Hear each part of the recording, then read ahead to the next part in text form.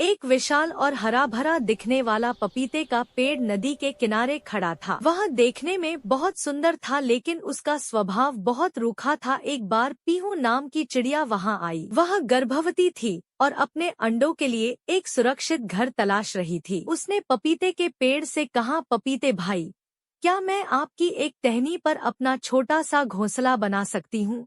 मुझे अपने बच्चों के लिए एक ठिकाना चाहिए। पपीते के पेड़ ने कड़क आवाज में कहा, बिल्कुल नहीं, यहाँ से चली जाओ। मुझे अपने पेड़ पर कोई तिनका या गंदगी नहीं चाहिए। जाओ किसी और पेड़ को ढूंढो। पीहू चिड़िया बहुत दुखी हुई। उसे लगा कि पपीता बहुत घमंडी है। वह पास के एक छोटे और टेढ़े मेढ़े नीम के पेड़ के पास गई। नीम के पेड़ ने खुशी खुशी उसे जगह दे दी और पीहू चिड़िया ने वहाँ अपना घोंसला बना लिया। कुछ महीनों बाद एक रात जंगल में भयानक तूफान आया। आसमान में बिजलियां कड़कने लगी और तेज हवा चली कि बड़े बड़े पेड़ उखड़ने लगे। पीहू चिड़िया अपने घोंसले में अपने नन्हे बच्चों को दबाकर बैठी थी। अचानक एक जोरदार आवाज आई, कड़कड़ा। पीहू चिड़िया ने देखा कि वह विशाल पपीते का पेड़ बीच में से टूटकर जमीन पर गिर गया था। तूफान थमने के बाद सुबह पीहू चिड़िया उस टूटे हुए पेड़ के पास गई। पीहू चिड़िया ने गुस्से के साथ कहा, देखा पपीते, तुम्हें अपनी सुंदरता और ऊंचाई पर बहुत घमंड था। तुमने मुझे अपने ऊपर घर नहीं बनाने दिया। आज देखो तुम्हारा क्या हाल हो गया। तुम्हें